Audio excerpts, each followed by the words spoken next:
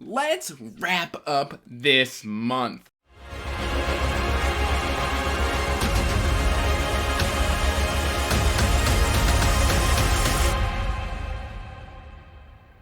I just want to start by giving a huge shout out to my top tier Wizard Master patrons. I could not do this without you guys. Thank you, Chris, Nico, Sharon, Patrick, Leslie, Cody, Jordan, Ryan, and Jennifer. Hey everyone, welcome back to Andrew's Wizardly Reads, and as always guys, I am Andrew, and today I have got my January 2022 wrap-up for you. But before we get to that wrap-up, make sure you're liking and subscribing, hitting that bell notification so you can get regular updates for when I put out new content and post every Monday, Wednesday, Friday. Also, make sure you're checking that description box down below for the link to the Wizardly Duo Discord, as well as information about my Patreon and links to all of my social media. And guys, I got bitten by a bug, a radioactive bookworm bug this month. I read, or will have read, 20 books by the time this is all said and done, because it is currently January 27th, and I am at 17 books completed, halfway through 2 of those, to make it 19, and then I'll have room for one more, making it 20. I had a very, very mixed reading month, though. Specifically, I had 2 2-stars, 3 3-stars, 1, 2, 3, 4, 5, 6, 7, 8, 9 4-stars, and 2 5-stars, with 3 currently pending. So it has been pretty much a 4-star reading month. That said, guys, let's just jump on into these books because I've got some thoughts. We're going to start out with, I have 4 3-stars. I got that wrong. But, yeah, guys, starting out, let's start with the 2-star that's going to kind of be a controversial statement. And I just didn't enjoy this. I don't know if I waited too long between iterations between book 4 and book 5. I finally read Pierce Brown's Dark Age, and it was just a flop for me. I didn't like all the resurrection tropes. I didn't like all the Here Comes the Cavalry. I thought the plot armor was incredibly abused. There were some really great, heart-pounding moments, some really dark moments. And then there was just moments where it was Here Comes the Cavalry, or there was just, character inconsistencies, things that didn't make sense to me as a reader. And for me, it felt like the series had really lost its way. I didn't particularly love Iron Gold, but I think I gave that one 3.5 or 4 stars. I'd have to go back and look. Dark Age just was a complete and utter miss for me, and that saddens me. There was just fake out deaths, and again, the resurrection trope, plot armor, just all sorts of things going on in that book. It was too busy. It felt overlong. I still don't like Lysander, and yeah, I don't really have a lot of good things to say about that. It gets 2 stars because I did finish it. But yeah, I'm not entirely sure I'm going to continue Dark Age, or the Red Rising. I guess it's called the Iron Gold trilogy.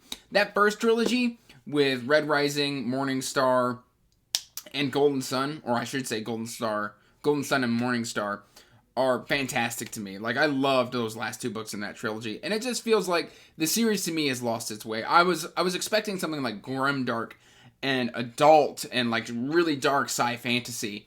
And a lot of the darker moments just felt juvenile to me. I'm not going to harp on it, but it was an incredible disappointment to me. And then breaking my heart to make the list, and if you've been watching the channel, you should know that the Rain Wild Chronicles, this is another 2-star, is just not working for me. At least Dragon Haven didn't work for me. In this one, everybody just went tribal and started trying to pair up, even if people involved didn't want to pair up. It was just it was a bunch of teenagers calling dibs on who would get in whose pants. And I didn't really enjoy that. There was a couple good things in here about halfway through, something finally happens. But overall, it just wasn't enough to save the book, in my opinion. So this one kind of fell flat for me as well. Moving on to the 3 stars, we've got digitally I read and listened to The Bone Makers by Sarah Beth Durst. Something here, it was a good story. It was an interesting magic system, and I found the Found Family really, really engaging. Even though it was only 450 to 500 pages, it still felt a little overlong, and it's because it's broken up almost into acts and sections where, you're introduced to the character, then ensuing issue, It felt episodic. I think that's what I'm trying to say. It felt episodic to the point that, like, by the time we get to the last episode, I knew what was going to happen, and I was just kind of a little burnt out on the book overall. I do enjoy Sarah Beth Durst's writing style, so I do have the first book in Queens of Renthia, which I want to get into, as well as I want to get Race the Sands, because my interest is piqued at this point, because I didn't think it was going to be something that I liked, and I did enjoy the overall experience. And then even though I said that one of my 2 stars was Dragon Haven, sorry, my brain just went... City of Dragons, though. City of Dragons was a 3-star. It was a step up. Overall, this felt very much... I still feel like this is a lot of rehashing in the style of the live ship traders. So this doesn't feel entirely original. There's some structures, some themes that are very, very similar. And overall, like, it was a step up. It was more enjoyable for me, but I will be excited when I'm done with Rainwild Chronicles and I can finally jump into Fitz and the Fool. So I am now 75% through Rainwild Chronicles, which is a good thing. All right, we're just going to put that there. Why not? All right, next up, we've got Book 1 in the Chasing Graves trilogy by Ben Galley. This was my first Ben Galley book. And my main issue here is it's Meet Cartel Basalt. And he's like one of 4 POVs. He doesn't get all that much page time. This felt very much kind of busy and a little confused. I saw the big twist coming very, very early. So, like, when you get the twist at the end of the book, it's like, yeah, I kind of figured that out. And then, like, it felt like someone just took a hatchet to the back of the book and, like, split book 1 and book 2. Because it just kind of ends. It didn't feel like it didn't feel like an ending of a book. It just felt like it just stopped. Kind of like that Sopranos episodes where it just cuts to black. It kind of felt like that. You know, like the last Soprano episodes. Listen, I know I'm old. Anyway, yeah, this one. It was good. Very good themes. I am going to be continuing with Grim Solace in February, so you can look forward to that. Also, we've got The Ninth Reign by Jen Williams. This one was kind of interesting. To where, like, book 1 didn't really do it for me. It's another 3-star read. Maybe a 3.5 to a 3.25. I'm not entirely sure where I fall in that. I thought it was a really unique world. Great creativity. To the point where it's got, like, sci-fi elements, steampunk, fantasy, like, almost an alien world. Felt kind of like... maybe like a video game almost, like something I could see in like the Outer Worlds or something like that. But at the same time, the characters weren't very deep. Like, we didn't get below really surface level. And then, like, sometimes they just do things, or characters are introduced to where, like, and then they're just removed out of the story, but then we were giving them a backstory. So, like, why were we giving these characters a backstory if you were just going to remove them anyway? Like, I didn't understand. So I'm hoping that The Bitter Twins Book 2 is continuing. This is, of course, part of the read-along of the Winnowing Flame trilogy on Wizardly Duo Discord, which the link is in the description down below. And feel free to let me know in the comments what you thought of this one if you're a part of that read-along. I have been checking the thread in Discord, but this one kind of left me a bit meh. But the good news is we can move on to our 4-star reads at this point. And we've got a lot of 4-star reads. And, I mean, I really enjoyed these stories, or, like, they really captured me. And starting off, we've got Kristen Britton's The Green Rider. Now, this one, I started out complaining all over the place. And then by the end, I was just hooked. And for me, it went from, like, almost a DNF to a 4-star. It just grew on me and grew on me. With each, like, section and chapter, I was like, okay, I see what's going on. I see what you're doing. This does use a lot of classic tropes. And it almost feels like a fairy tale or a folk tale type of fantasy story. Very much in an older style of fantasy story. I don't know what I just said, but I know it was wrong. That said, guys, like, I really enjoyed this. The protagonist, Kerrigan, I had to remember her name. It felt, my issue with the story is it just starts with no real explanation and build-up, which I'm used to in modern fantasy. I really had to adjust to the storytelling style that Kristen Britton is using, but by the time I got there, I was having a good time. So, 4 stars. We'll be continuing. Next up, we've got David Gemmell, The King Beyond the Gate. And it was when I read this one that I realized Joe Abercrombie really was inspired by David Gemmell. You can definitely tell that there is some Gemmell within Abercrombie's writings. I highly recommend Gemmell to fans of Abercrombie. It's not as polished and the character work isn't as deep, but it has a similar tone. And I think that, like, this was a lot of fun. It did feel initially like a rehash of Legend. It takes place 100 years later, and overall, like, I was just like, oh, we're rehashing Legend with the same themes, same tropes, and then it kind of puts a spin on it in the second half and takes off and becomes its own thing. I really, really enjoyed this. I look to hopefully continue more Draenei in the future. We shall see when I can fit that in.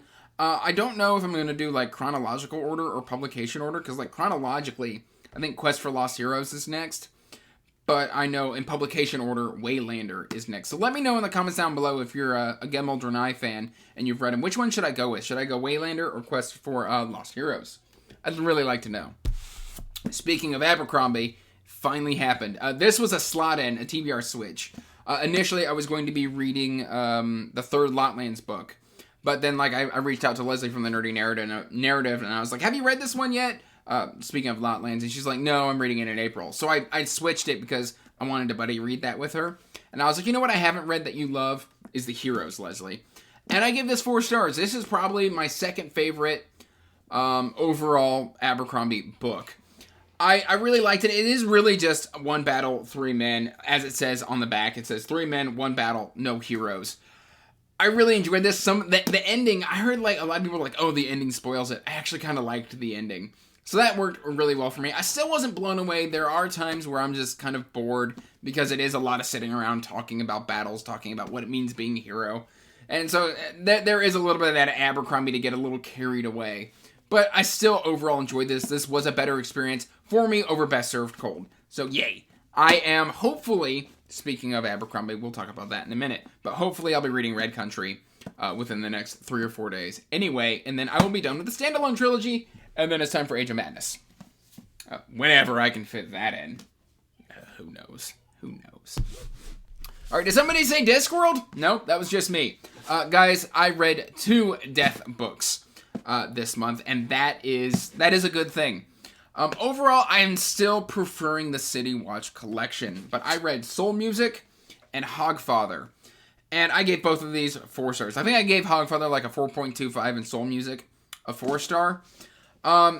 Very, very interesting books. My main complaint, again, is that structurally the Death books just don't focus enough on death for my liking. And I think that's just an expectation that I have that kind of makes me a little sad, is because he's such an interesting character within Discworld, and he, like, loves puns, he loves curries, he loves cats, and stuff like that. So usually he's always, like, a part of the story, but he's never, like, the main focus. Like, don't get me wrong, the story revolves around what he's doing, but he's always, like, sharing screen time with a secondary or a tertiary storyline as part of the narrative, and that, I feel, kind of detracts from it a little bit, which makes me sad. But guys, I really, really enjoyed Hogfather. This is the Christmas story, and this is kind of like a take on, like, 70s rock and roll and stuff like that. This is music with rocks in it. There we go. I knew I was going to get it wrong. But yeah, and then this one is just, this is hilarious. But yes, so we've got 2 more Death books, which means I've just got 1 left, which is Thief of Time. So I'm super excited to get to that. I'm hoping to read that in March, or if I have time in February, I'll slot it in. But, like, I've got currently, like, 2 Palette Cleanser series going. So we'll see what happens. Plus, I've got, the Witches to get to. I did my reread of Stephen King's Gunslinger, 4 stars. There's a lot of time where, like, old King had a tendency to get a bit weird. And there's a line in here about nipples that just feels a bit odd. I know my buddy Nico didn't like it. But, yeah, overall, I did enjoy this. It was gritty. I got more of the Western feel from it. It reminds me, it took me back to my high school days when I read this last. So we will see how I continue to feel about the Dark Tower as I make my way through with 1 a month. Okay, I guess I'm going to put you here? Yeah, we're going to put you there. I don't know. I'm just putting stuff places. All right, next up with my 4 stars as I drop stuff. I read books 1 and 2 of the Obsidian Path trilogy by Michael R. Fletcher. Very, very dark books, very, very dark fantasy. Touches on some really dark themes that kind of identity and who you are and, like, toxic relationships. Do the ends justify the means? what is evil, all of that is in here. These are 4 stars mainly because of the fact that Kryn, I think his name is Kryn, has a tendency to constantly second guess himself on like, is what I'm doing right? Is what I'm doing wrong? Am I being led astray? Am I the man I want to be? And because he keeps on asking himself this question, it gets a hair annoying. Everything else is great, and he is a good character, and he is compelling. There are just at times I'm like, dude, I understand you are conflicted. You are trying to figure out who you are, who you want to be. Let's move on. That said, guys, these are fantastic. My last 4-star read is 1,000 Li, The First Step by Tao Wong. This is a cultivation progression fantasy. I got sent this as a review copy by the author. I also already had the ebook, so it was a lot of fun. Guys, like, this was fun. It felt almost in my review, I said this was like the second cousin to Cradle. And my only main complaint here, I think, was the fact that I wanted a little bit more Asian setting or Asian themes. Outside of the weapons and the names and the actual cultivation and like the wire fu stuff, I wouldn't know that this was an Asian fantasy if you just changed a few things. Like the world itself, it was more character focused, I think, than world focused. And so at times, I felt like that was just a hair lacking. But I did enjoy this, and I will be continuing this series because I gave it 4 stars. Now on to my 2 5-star reads. And that is, of course, An Autumn War, which is book 3 in this omnibus on Long Price Quartet. Guys, this was a lot of fun. It was heart-pounding. It was gut-wrenching. Daniel Abraham's character work is pretty much second to none. I would say his character work is superior to that of Joe Abercrombie. Just the way he sets up his plots and his political intrigues, everything is down to the finest detail. I absolutely loved this. And then finally, of course, we've got the book 1, and it depends on what you're talking about, because this is the author preferred text from 1990 and the UK bind up, which means that this is books 1 and 2, Magician's Apprentice and Magician Master within the Rift War saga. So guys, I really enjoyed this. I really loved the story of Tomas and Pug. It was fascinating. I'm already halfway through Silverthorn. You can bet that I am loving Remedy Feist World. I am planning on doing the Empire Trilogy. I don't know when I'm going to get to the Empire Trilogy, but I do want to. Alright, which means that's everything I've read so far in January. It is currently January 27th at time of filming, and I've got 3 books left. I have yet to start Red Country, but because I am holding up Red Country is because I am halfway through Silverthorn as of today. I don't see any reason why I will not finish this. I am predicting that this is going to be another 5-star read for me. Jimmy Lee Hand is absolutely fascinating. He is just a scoundrel and he's awesome. He's funny, he's witty, and he's just so good. One thing I will say about Rift War is it does use a lot of those classic tropes. And so if you are tired of certain tropes or you do not like traditional fantasy, I don't know if Rift War is going to work for you. Lovers of modern fantasy may have some issues with the story elements where like some things just happen, and I'm okay with that. And then I am currently 70% through Queen of Fire by Anthony Ryan. This is the 3rd book in a Raven's Shadow novel. I really enjoyed this one. It is a bit plodding and a bit slow. Ryan is a very technical author. I keep saying that, but I do think that it is worth picking up. So I'm on page like 437 out of like 630. I'm enjoying this. I should finish this in the next couple days. I read about 70 pages in this a night. I just kind of set that aside, read it, have it, move on. Really love it. That said, guys, that is everything that I read in January or am planning to finish up in January of 2022. Please let me know in the comments down below what you read this month. What was your favorite read? Was it a 4-star, 3-star, 2-star, 1-star? However many star month reading experience did you have? And that said, guys, till next time, peace out. Stay magical. Bye. And as always, I want to give a huge thank you to my patrons.